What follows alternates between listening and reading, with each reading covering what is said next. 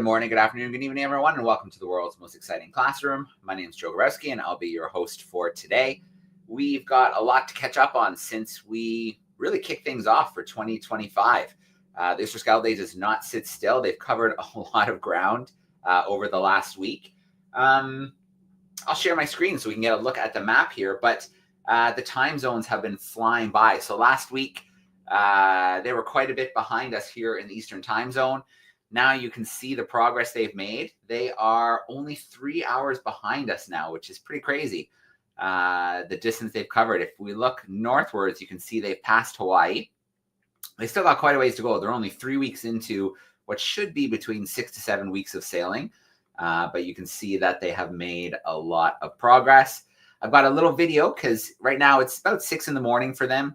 So hopefully by next week, we can be live from the ship with Tom and Mara. But I didn't want them to make them get up too early. So we did a pre-recording last night. And if we look at a few little things on the map, let's take a little look here. You can see a few little videos. They're leaving the roaring 40s, but they did get a little bit more action. You can see some waves kicking up there on the bow. You can see the ship rocking a bit. So they were having a little bit of an interesting time. Yesterday, when we caught up with them, though, everything was really calm. The seas had died down. They'd lost a lot of that wind. And then they've had some visitors. This is such a cool one here, this video here. This, Tom said it's called a right whale dolphin. And, well, we don't know how rare they are, but on iNaturalist, which is used by millions of people around the world, there's only 37 recorded sightings. So they're not seen very often, and it makes sense. We're not all over the ocean and sailing out in the middle of the Pacific like this, but pretty cool to be able to see this rare species of dolphin racing along the front of the bow. So I told you we had a little video from the Darwin200 crew on the ship. Let's take a little look at that together now. I'm going to load the video up. It's going to take a second or two, and then we'll catch up with Tom and Mara. We'll see how they're doing. Well, it's that time of the world's most exciting classroom. We should catch up with the ship and see what's going on. Since we talked to them last, they've crossed a bunch of time zones, and in fact now they're only 3 hours behind us here in the Eastern time zone. So they've covered a lot of ocean. Let's get them in right now. Let's get Tom and Mara in. Here we go. Hey Tom, hey Mara, how are you? Hello. Hi, good, thank you. How are you? Good. Well, it's great to see you both. It's not as sunny as last time. Looks a little cloudy, little calm today. Yeah, it's a little bit more chilly today. Got the hats out and the big jumpers. But yeah, we're actually having another day of very little wind. So, but it's a lot colder than last week. All right. Well, when we talked last week, you were having I think you guys were on motor, some nice sunny, calm weather, not maybe what you'd expect for the roaring 40s. Have you had any excitement in the last week? The sails up, anything like that? Yeah, we had a couple of days of some more bumpy weather for sure, but overall it's been quite a reasonably calm week to be fair. But yeah, just a couple of days of big waves. We had 2 days. Winds. Yeah. We were just about to leave the roaring 40s, so I think they were kind of determined to show us that they can be roaring before we crossed over into the 50s. All right, fair enough. Well, I know that we may see you looking off to the horizon, pulling up some binoculars because you're on doing some bird counts. So what's been going on? You get some action? I know just before we recorded, you saw an albatross. Yeah, that's right. We just saw a black-browed albatross, which is really cool. And then we've seen lots of different species over the last couple of days. We actually saw a light-mantled albatross, which we hadn't seen before on this leg. They're fully dark with like a lighter back, so they look quite different from the other albatross. And then we've had a couple of other new species. What was the other one yesterday? Yes, we've had these little storm petrels called the white-bellied storm petrel, which are these tiny little birds. Maybe a bit bigger than that, but they just like flutter along the surface. And, yeah, much smaller than the albatross. Oh, very cool. And then I saw a picture on the map of what looked like a really cool dolphin species. Can you tell us a bit about what you spotted? Yeah, that was they call it a southern right whale dolphin. Only dolphin in the southern hemisphere without a dorsal fin, actually.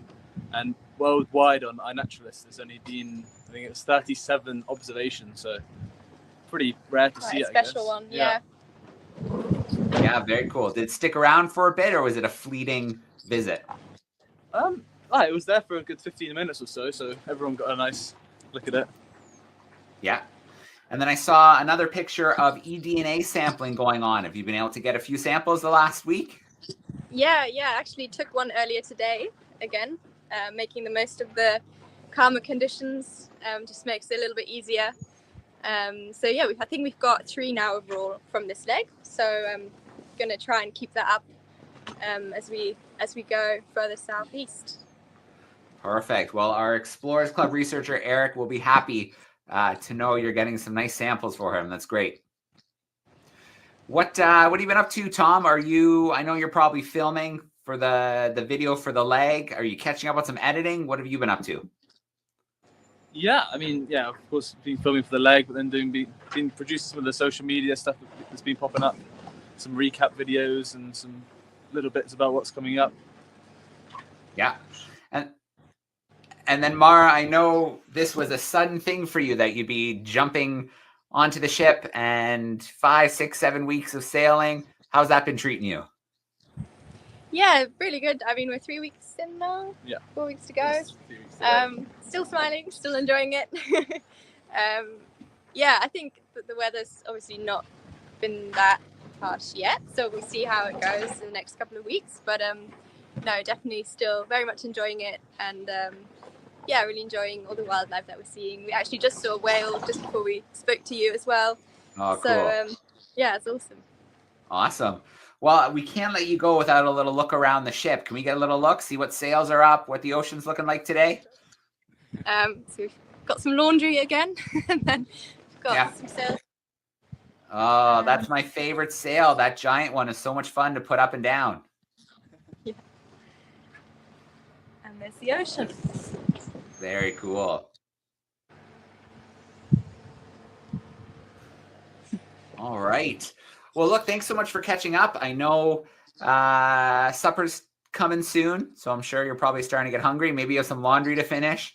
We'll let you get back to the bird watching as well. No worries. Thanks, Awesome. Joe. Thank you. Awesome. Thanks, Tom. Thanks, Mara. We'll catch up with you next week, and I'll keep an eye on the time zones. Maybe we can even pull this off live next time. Yeah. Yeah. Sure.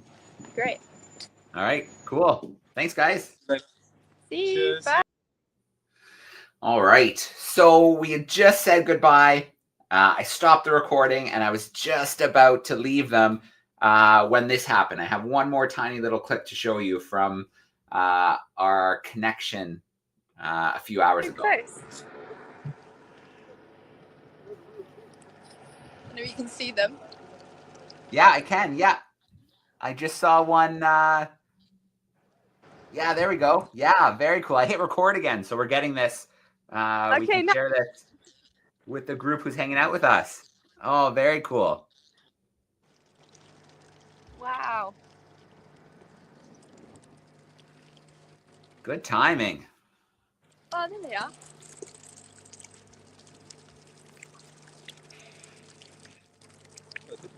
Yeah, they're not always just. Oh, look, there's one right there. The water's super clear. Oh, wow, they are beaked. That's so cool. I'm good.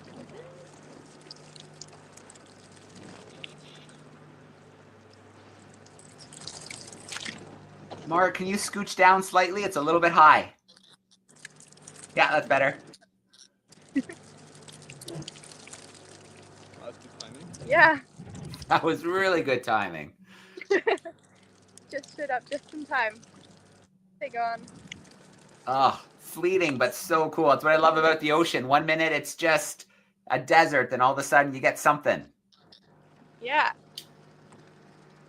And of course, Tom with the trusty camera. That's why we keep you around, Tom. Who's that you've got? We're just talking for the live lessons, the most exciting classroom. Just pre-recording it. So very good timing from those whales. Oh, that was tremendous timing. So good. Oh, they've gone away. Oh, short-lived. Not There staying we go. around for the ones. That's what we'd like to see.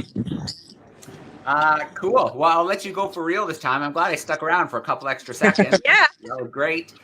I hope you get more action like that. Yeah, that's the best part about being out there. You don't know what's coming next. Pretty cool. Cool. Yeah. All right, for real this time. We'll see you guys later. Thanks so much for hanging out. Nice one. Thanks, Joe. Thank you. Bye. See ya. All right, so there we go. That was our little connection. And those beaked whales, pretty awesome to see. They're not seen very often. They dive really deep, hunting and looking for food. So to have 3 or 4 of them surface right next to the Oosterschelde, that was pretty special. So I'm looking forward to see what Tom was able to catch with his camera, which was obviously much nicer than the phone camera that we got to see them on. So we'll have to see that when that hits social media. Okay, we got to bring in a guest with us. Let's get some live action. So Gabe Mirman is joining us. Some of you may remember that he was a Darwin leader way back, if you can remember, back in South America, Uruguay, I believe, and his project was on sharks. Now he is back at university, back, I believe, at Duke in North Carolina. So let's get Gabe back in here. Hey, Gabe, how are you? Hi, Joe. Good to be here. Yeah, good to see you. Man, it's been a while since we had you with us as a Darwin leader, but you have not sat still. What have you been up to? You've done a little bit of travel.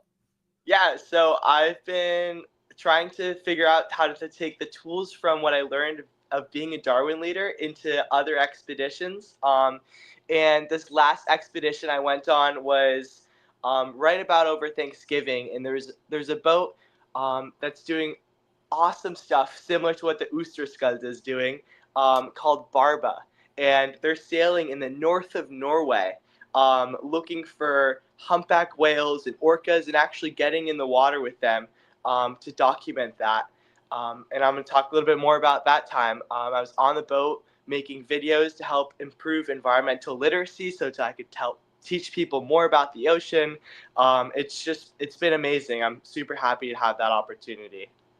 Awesome. Well, I had a sneak peek while I was in Australia. You did an event for us for Exploring by the Seat of Your Pants, but you've got a screen share kicked up here right now. I'm going to bring it in front and center, and I'm going to let you take over for a little bit. Take us on your adventure.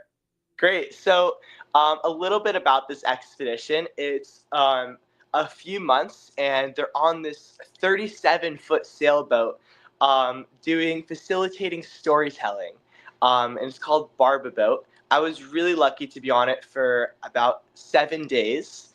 And during that time, I got to see a lot of cool things that I'm excited to show you, including, if you can tell, the Northern Lights.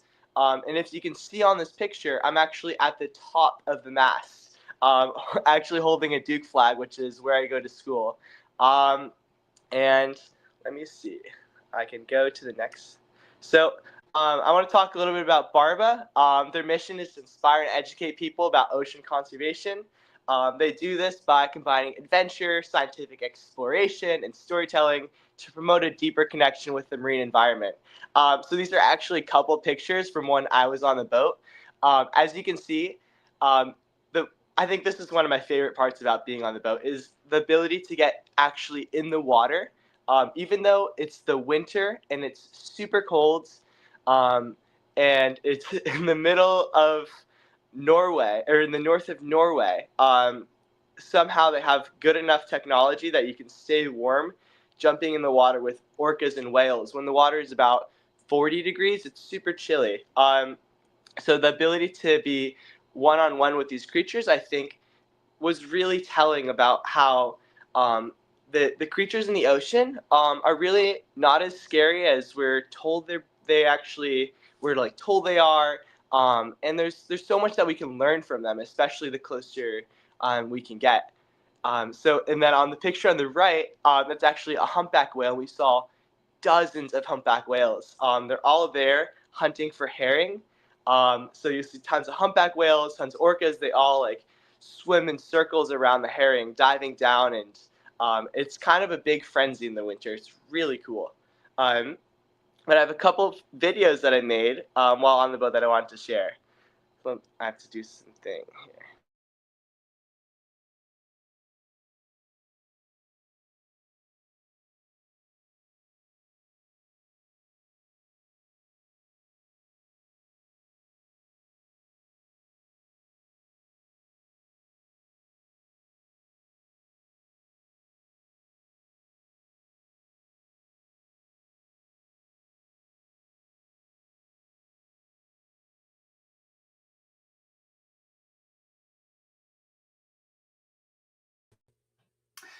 Gabe, can you unmute the mic? When it started playing, it muted the mic again. Are you saying? Wait. You're not able to hear that? Maybe if I bring the computer audio in. Let me try that. Try again. Okay, that should work.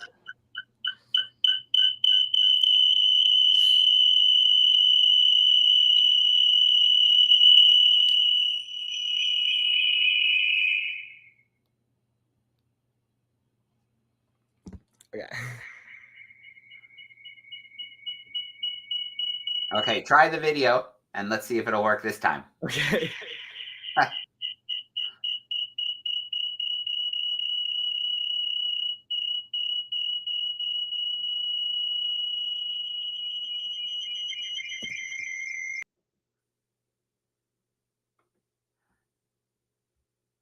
Darn, the sound's not cooperating, Gabe, but that's no big deal. Why don't you just narrate a little for us while we're looking at these little clips?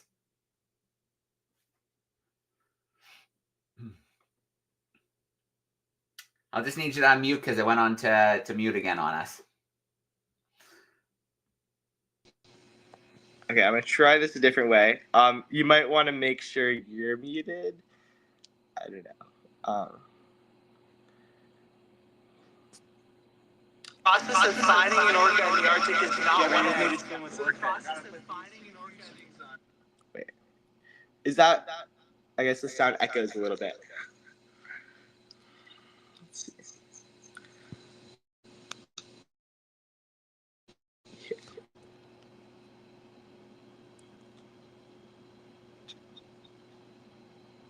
So the process of finding an orca in the Arctic is not what I expected. So unfortunately, the sun doesn't come out at all during the winter because we're so far north, which makes it very hard to see. We have to constantly look around for fins or a blow, and it can come from any direction. Now, there should be spy equipment, but we have thermal binoculars so we can see in the dark. We can look specifically for fishing boats which are trying to catch herring, and orcas love to swim around them. So that's actually where we're headed right now. And after spending the entire evening looking, we finally found them.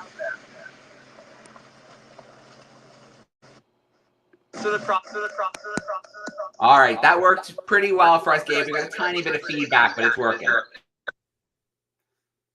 Okay, great.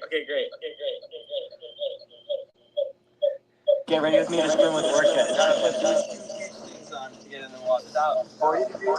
Maybe 3. We'll see. If I can make it in time for it to wet. Just like that. It's kind of like swimming for the first time. I think I've swum a lot before, but the idea of going in the Arctic is kind of nerve-wracking. The weights I'm putting on the side. I don't know, free down a little bit. There's a pod coming right towards us, so we're going to try to jump in and say hi. Get ready with me to swim with orcas. So the process of finding an orca in the Arctic is not what I expected. So unfortunately, the sun doesn't... Oh my goodness. So we dropped down a hydrophone right off the side of the boat. It's actually incredible how much you can hear them. With these headphones, I'm listening for orca and whale sounds. 1 second.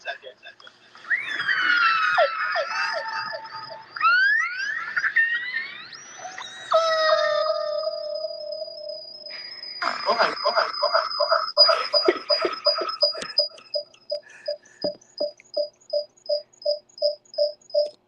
Okay, that's all the video playing I'm gonna do. But a little bit about those videos. One of them you'll see that I was wearing a dry suit, which is this really cool thing that means like I can jump in the water and then like the clothes under this dry suit help keep me dry. And then on the third video, you'll see that I was listening to orca sounds. So they figured out that orcas have specific dialects, where different orcapods actually like can almost like not really understand each other. So they're very sophisticated. It would be like if one orcapod speaks Spanish and one speaks English. So these animals are really intelligent, a lot more intelligent than a lot of times we give them credit for. So we can actually drop little microphones into the water, which are called hydrophones, to like listen to and record their sounds. And then based off of that, we're able to guess what they're doing. So sometimes we could hear them and we figured out that they were actually hunting around a fishing boat, taking the herring that were falling out of the net. And other times you could hear that they were just playing. You could hear the different splashes and the different excitement sounds. And yeah, all of that was honestly really cool to see. And then a couple cool things about when I was in the water. Sometimes, so the orcas, they're doing a few different things. Sometimes they're swimming to go hunting. Sometimes they're swimming to get somewhere, and sometimes they're just happy to play. So they're super playful creatures. One thing that's really stuck with me about orcas is when people ask, hey, aren't orcas really dangerous? Like, you shouldn't be in the water with them, right? And actually, if you think about it, orcas are actually another kind of dolphin. And dolphins are not inherently these like creatures that we're super scared of. We wouldn't call them killer whales, even though that's what orcas are called. So orcas are really just dolphins that are big and black and white. And yeah, and then also, obviously, we saw some really cool northern lights. That's a really special phenomenon that happens in the winter in the north. And almost every night we got to see the northern lights. And what was super cool was that you could see the northern lights really early in the evening because the days are only 3.5 hours. Maybe the sun rises at 11 and it sets at 2:30 because we're so far north. And actually, the sun wouldn't even rise above the horizon. So a lot of times we're operating when it's just dawn or dusk. So all of that was really cool, and I'm open for some questions, Joe, when you have some. Awesome. Well, it was an amazing trip. I can't believe you got to get into the water with orcas. Yeah, it would have been pretty incredible. I think the first thing to ask, this came in the chat a couple times, is just, that first time you got in the water, were you pretty nervous? I was actually pretty nervous. I was like, wow, like, the water is really cold, and I've never like just swam in a dry suit. And I think that can be very nerve-wracking. As I said in my video, I was like, it feels like I'm swimming for the first time, even though I've done a lot of swimming. I was like, wow. Sometimes it's important to like think about like this. It's scary and it's okay to be scary, even though like scientifically like it's not that dangerous. So I was definitely a little bit nervous, but that nervousness went away after a couple minutes in the water. Awesome. Well, we've got some grade 4-5s hanging out with us. They are in Nova Scotia, so here in Canada. Let me bring them in so they can give a big wave. There they are. Hey, 4-5s. How you doing? Hey, guys. Cool. We would love to steal some questions. If you have some questions for Gabe about orcas, being in Norway, being on that little sailboat, we'd love some questions. All right. Can you hear us? We gotcha. Awesome. Okay. Raise your hand. Raise your hand if you have a question. Sloan. Was it really scary? It was really scary. But luckily they have a lot of good equipment. I mean, I'm from Florida where it's really warm. And the whole time it was snowing and cold, and we had like blizzards. I mean, it was just the craziest environment, which was really cool, and it brought me outside of my comfort zone, which I'm really appreciative of. And it was scary at times. Hey. Did you touch them? An orca? Did you touch Did I touch the orcas? No, I did not touch the orcas. You really shouldn't touch the orcas. Maybe if the orcas came right up to me and like pushed me, maybe I would touch it. But it's not like SeaWorld where they like hold on to the orcas, which is good because that probably wouldn't be too good, even though they wouldn't hurt you. Caitlin. Was the boat really rocky? Good question.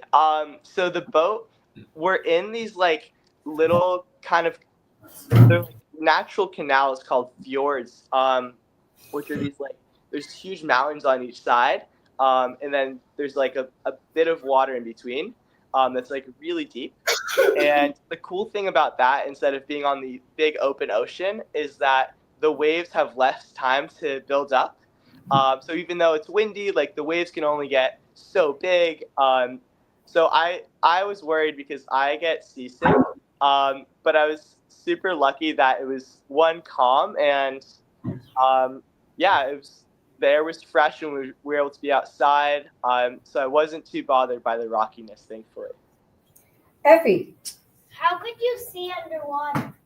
That's a good question. So I have a mask that I'd put on, which is like it traps a little bit of air in between your eyes and like a piece of glass, and that like lets you see underwater. And then the water itself was really clear. You could see hundreds of feet or meters. I mean, it was super clear. And when there was enough light, you could just like the light would touch down and like you could see the orcas, which is really cool. That would be fun. Grayson. Did you see any squid? Did I see any squid? Good question. I did not see any squid. It was mostly orcas. There were humpback whales as well. I didn't get in the water with any of them. But hopefully next time I'll see some squid. That would be pretty cool. Miller. How could you breathe? How could I breathe? Good question. So I had like sometimes you go scuba diving and you have like a tank on your back, which is like has a bunch of compressed air, and then you like breathe through that. In this case, the orcas a lot of the times are on the surface. Like either they're diving down really, really deep to catch fish, or they're on the surface. So actually I just had a snorkel, which is like this like tube that like connects to the surface, so you can put your like head in the water and be like looking around, but like still breathing through like a snorkel. Jacob. I'm actually from Florida. Really? Whoa, that's super cool. It's hot. And we've had super cold here. Minus Oh. 23 the last several days. Oh my goodness, you guys are really having some cold weather. We are. Yeah, we are. Evie. Around, like, if you had to say, how many orcas did you see? How many orcas did I see? I saw, I had to count. I don't know. Sometimes you see the same orcas a couple of times, but I think probably like 40 or 50. There were a lot of orcas. Yeah. Wow. LMA. Did it feel weird when you were in the water? Did it feel, did you say different?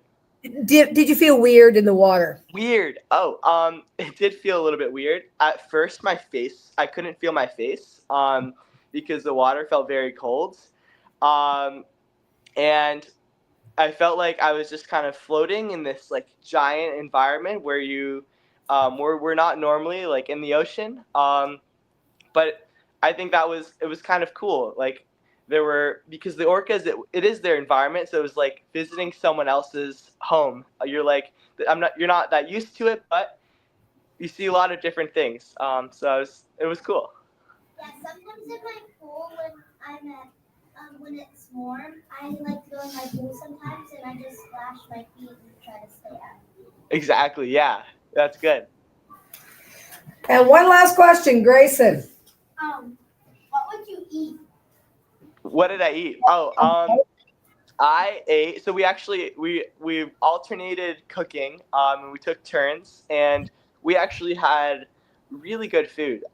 It was surprising because you're in the middle of the Arctic. But we were able to have. Actually, I had fresh avocado. I had lots of beans and veggies. It was really good. I love eating. Like kind of my favorite food is tacos, and we had a few taco nights with just like beans and rice and veggies. It was great. That's All right. awesome. Very cool. 4 5s. Those questions were fast and furious. Thanks for those awesome questions. Yeah, And thank you for the answers. We appreciate that. That's awesome for us as well. Very cool. I'm going to grab one or two here from YouTube for you, Gabe, and then we'll let you get going with your day. So the orcas, you mentioned that you saw a lot of them. Were you guys trying to identify them with any features? Oh, good question. So we weren't doing as much like scientific tagging. One of the cool things is that you can just by, I believe it's the dorsal fin, you're able to tell what kind, like which orca it is and figure out if you've seen that orca before or not. We did, most of our work was collecting hydrophones or hydrophone recordings of the orcas, so that we could try to, people are really working on figuring out if they can understand more about what orcas are saying. So that was our main focus, in addition to just understanding, following, and documenting their behavior. All right. Very cool. And then you had an ROV on board, a remotely operated vehicle. What were you guys able to see with that? So unfortunately, we weren't able to do the ROV diving while I was on board. However, the ROV that we use is super cool because we can go straight off the sailboat and then go dive down to the bottom of the fjords. And while I can't speak to what specific things I saw, I know that they find a lot of cool things down there, a lot of different species and cool animals that like almost no one has ever seen before. So that's something really special about Barba Boat and what they're able to do. Yeah, very cool.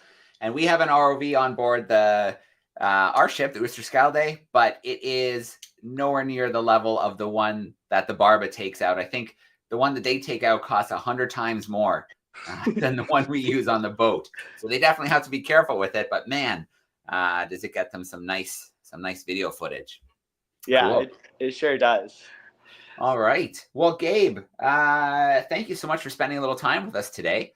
It was nice to catch up with a Darwin leader who, actually we get it from many Darwin leaders, is they're going out in the field and they're having new experiences. And it sounds like you've used your skills and you've put them to some good use. That's really the goal. I'm hoping that I can help inspire others and help teach them something about science.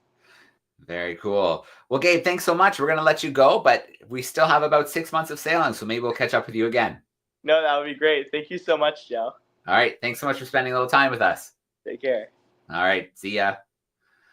Okay. Very cool. It's always great to have a Darwin leader join us in an event, and we try from now to the end of July, we'll try and have new leaders join us in each event. I really want to get some of the leaders who were in Australia and New Zealand and in areas of Tahiti when we were crossing the Pacific. We haven't had a chance to talk to some of them yet. So hopefully we'll be able to do that soon.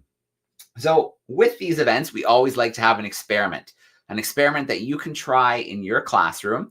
We had a brand new experiment that we launched last week about geologic time. And normally we leave 2 weeks for classrooms to try the experiment and send us in some pictures and some video.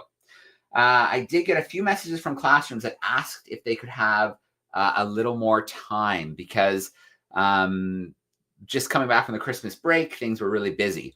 So what we're going to do is we're going to extend the geologic time one more week. And since it's such a cool experiment, I'm going to play the video one more time because I hope some of the classrooms who are tuning in today will give this experiment a try. And then as always, if there are pictures and videos sent in, we pick 2 or 3 classrooms and send a $50 Amazon gift card. So this week's experiment's a really good one, and it's really easy. You don't need a lot of tools for your classroom. So let's take a look at this experiment together, and I hope your classrooms will give it a try.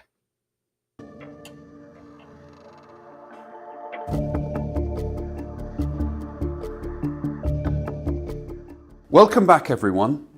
This week's experiment is one of the most awe-inspiring and mind-blowing experiments you can do at school or at home.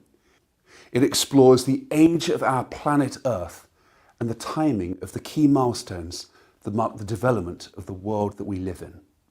Scientists know that the universe is about 13.787 billion years old. They know this thanks to 3 separate sources of evidence that give almost exactly the same result. These are the rate at which stars cool, the rate of cosmic background radiation since the Big Bang, and the expansion of the universe.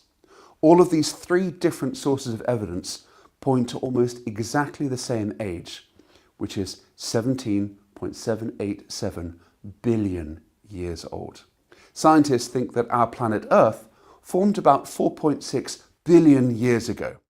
This is known from the geology of the Earth and many other sources of evidence. Today's experiment explores the development of our planet and when the key milestones happened that shape the world in which we live. For today's task, you have to measure out a distance of 4.6 meters. You can do this using a measuring tape or even just a piece of string. You can easily measure this using a door. A door is approximately 2 meters long, so 2 and a bit doors will give you your 4.6 meters. This represents the 4.6 billion years of Earth history.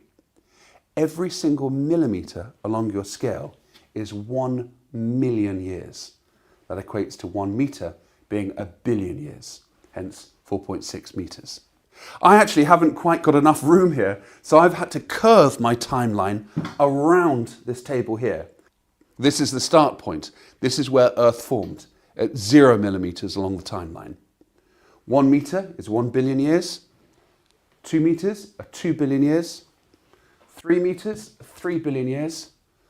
4 meters are 4 billion years. And then the last 60 centimeters are the last 600 million years of Earth's history. For a moment, just look down your timeline and remember that every single millimeter equates to 1 million years of history. How old are you? I'm 41 years old. So my 41 years wouldn't even be visible on this timescale. It's literally nothing in this timescale. It's mind-boggling to think of the age of the planet. Your activity this week is to investigate that concept of geological time. I've marked out 8 key milestones in the history of our planet. The formation of planet Earth, well, that's easy. That's at the very start of the timeline. But when did these other milestones take place? These are the first evidence of life. Where do you think that emerges along the timeline? Or the first animals? The first land plants? Or when animals move onto land? Or the first mammals?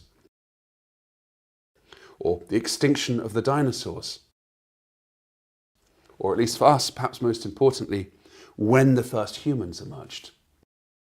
Well, your task this week is to take these 8 key milestones and place each one along the length of your timeline at the point in which you think each one transpired. The first one is easy. The formation of the Earth has to be at the start of your timeline. So I'll put this one over here. You might need to do some research this week to find out some facts behind each of these key milestones. But the results are often very interesting and very surprising. Send in photos of your timeline. I'd love to see your thoughts and your ideas when each of these milestones took place. You have a chance to win a £50 Amazon gift voucher prize. Join me next week to find out the answers. Thank you for watching, and I hope you find this experiment really fun and interesting. See you next time. All right. So you can see that experiment. There are not a lot of supplies needed. A measuring tape, those little cards where you can put those main events on, and then a little bit of research online. And I think you're going to find the results pretty stunning. When you look at the history of our planet and you look at how those events are spread out, and in particular, that very last event when humans first appeared. So if you give it a try in your classroom, send in pictures or a video clip to classroom@darwin200.com, and we'll pick 2 or 3 classrooms. We'll send them a $50 Amazon gift card if they give that experiment a try in their classroom. All right. So geologic time, not a lot of supplies needed. You can come back to the website, to the Darwin200 or the Exploring by the Seat of Your Pants YouTube channel, and you can find the video there if you need to look at it again. So Before we wrap up today, there's two more things I'd like to do. One, when the ship was in Australia, I was able to go around and visit some of the conservation groups that we were working with. And one group that I really enjoyed spending time with was based about 2 hours north of Sydney, and they're called Sea Shelter. And they do really good work protecting sharks, as well as other sea creatures like sea turtles. And then they also have a spot where people can come and visit, and they can have encounters with rays, stingrays, and sharks and learn about them. And yeah, it's a really educational spot where, you know, people come in with fears about these creatures, the stingrays, the sharks, because they've never encountered them before. But by visiting a place like this, they learn about them. They learn that they're in trouble because of things like climate change and overfishing and things like that. And I think people leave with a better appreciation. So one of the programs that they're working on is a zebra shark program. This is a really cool program because zebra sharks have disappeared in a lot of places in the ocean. And so aquariums around the world have teamed up to take zebra shark eggs from their aquariums and to send them to Indonesia, where they hatch. They're raised to a size where they can be released back in the wild. So this is the first time that sharks like this have been released back into the wild, these zebra sharks. So I want to play a little video clip that I filmed with the team there, and they're going to tell you all about this project, and we're going to get to see some of their sharks, the zebra sharks as well. So let's play this here.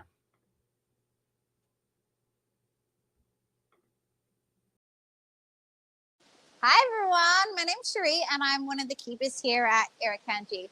I'm very lucky because I get to spend every day over at our tropical lagoon. So over at our tropical lagoon, we have a variety of different species over here. And my main species that I get to work with are the tawny nurse sharks, the giant shovel nose rays, and the cutest shark in the world, the zebra sharks. Now, some people might know of zebra sharks as being the leopard shark. Now, when a zebra shark first hatches out of their egg, they actually don't look like they're adults. They'll actually have black and white stripes on their body. So that's why we give them the name zebra shark.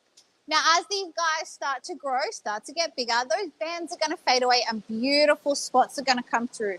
So in some areas, the zebra sharks are actually known as a leopard shark. So both names are kind of acceptable for these sharks depending on where you come from. Now, the zebra sharks are one of the first species of shark that I fell in love with. There's so many awesome features of the zebra sharks. Now, unfortunately for our beautiful zebra sharks out in the wild, they're in a lot of trouble. There are some areas where our zebra sharks once used to be very, very common, and now they're not being sighted at all. Now, sadly for our zebra sharks, they do face the same problem that a lot of our shark species are facing. One of those is the habitat destruction, of course, but another big problem for our sharks, and I cannot believe it still goes on in the world today, is the overfishing of them. So our zebra sharks, they have this beautiful long tail. In fact, their tails are the second longest tail to body ratio of all shark species. They have this beautiful long tail, these amazing fins, and unfortunately, they're a target for shark fin soup. Also, their meat is served in seafood products as well. So guys, if you're like me and you think zebra sharks are an amazing shark, we can definitely change our seafood products. Always go for a bony type of fish instead of our boneless type of fish. That's going to help save not just our zebra sharks, but a lot of other shark species.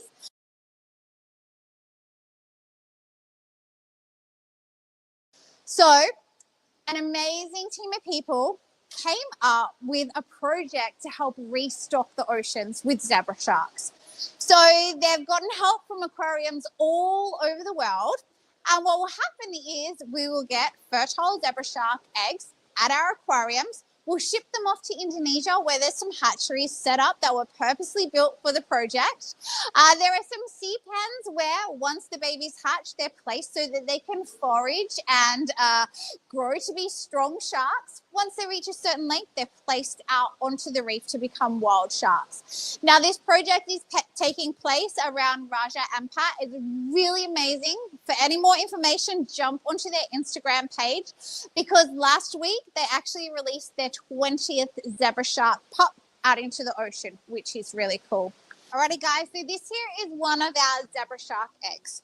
Now it's really interesting, when our girls lay their eggs here, we can actually tell which female laid their egg based on the size and the shape of the egg, which is pretty cool. So this egg here came from our biggest, beautifulest girl. Her name is Mirage.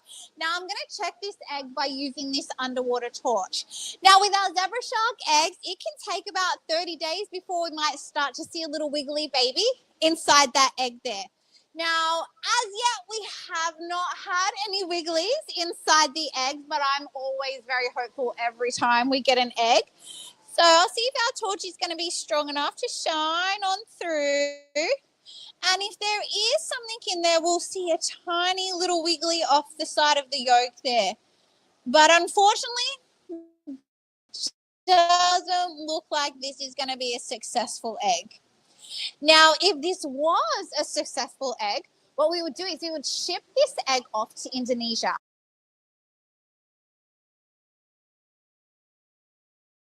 If you have a look over in this lagoon, here is Greg.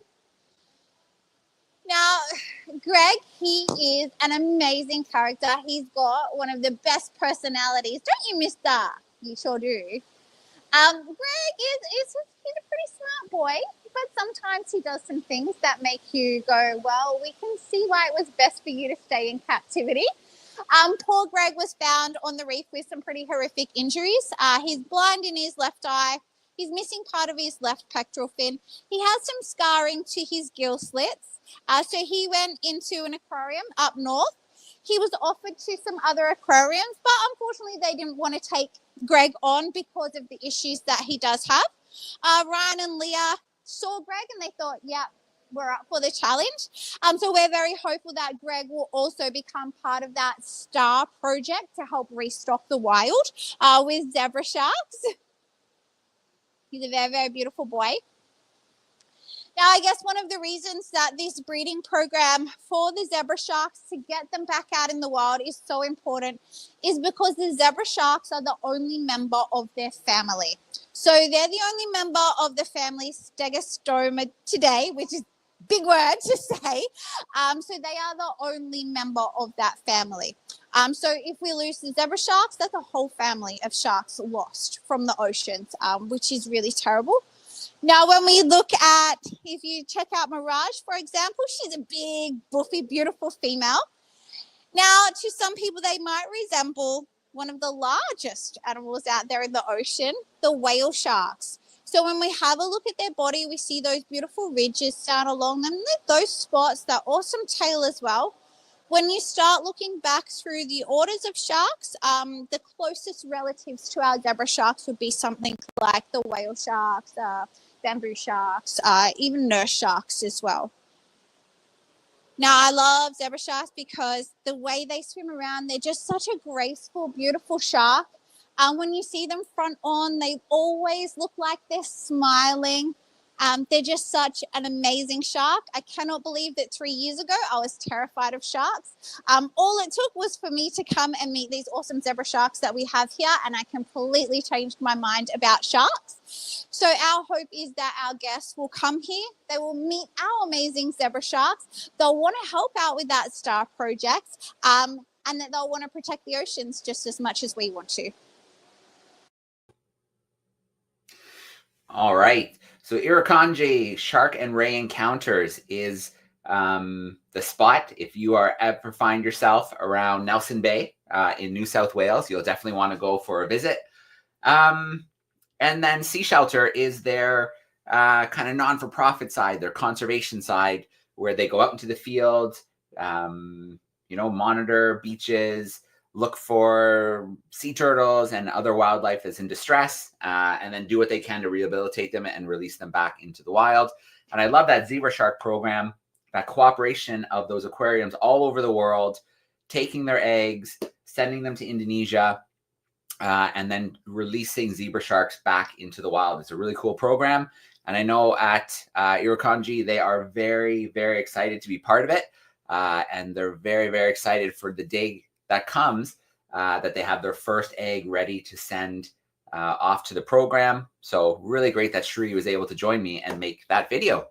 So the last thing we have to do today is our curiosity of the week. So we have our experiment of the week, and that you have 2 weeks to send in an answer. The curiosity is a little bit different because you have 1 week to send the curiosity, your best answer. So every week we have a new one, and then you have 1 week to send in your best answer. So last week's curiosity of the week was a really cool one. I have it here in front of me. And what is this? Well, this is actually a piece of a meteorite that I have here with me. And I can tell you a little bit more about this meteorite. This meteorite was a large one that broke up in the atmosphere. Scientists think maybe 4,000 to 6,000 years ago. So they call it the Campo del Cielo meteorite, and it basically means field of the sky or field of heaven. It was first discovered, the craters, in 1576, and the fragments of this meteorite are spread over a really large area of Argentina. That's where you find most of the pieces of this meteorite. But some of the fragments of the meteorite were found as far away as Peru in South America. And so they've been studied a lot. It was a pretty big one. It broke up into a lot of pieces. And what's really interesting about this one is it's an iron meteorite. So I mentioned last week that it's a little bit heavier than you'd expect it to be. And that's because it's really dense. It's made of iron. So it's a little bit heavier than a meteorite that maybe was a little more rocky as compared to this one, which feels pretty much completely composed of iron. So that was our curiosity of the week for last week. We do have a classroom that scored that prize of our 50-pound Amazon gift voucher, and I will be sending a gift card to that classroom. So keep an eye on your email. You had the answer right, that it was a meteorite. Now we have a brand new curiosity for this week. I have it here with me. I'm going to hold it up here. We'll try and get a nice look at this curiosity at the camera. I'll try and turn it around a little bit. I'll tell you a few things about it. It's pretty heavy. It's definitely got a shape to it. You can see it kind of pinches a little bit in the middle and then comes outwards. It's pretty smooth with some ridges on it. It was found near a beach in North Carolina. So that's a clue for you as to what this curiosity might be. I'm trying to give it a few more turns here, a few more different views of it. I don't want to say too much more because I don't want to give it away, but have a think with your classrooms about this week's curiosity.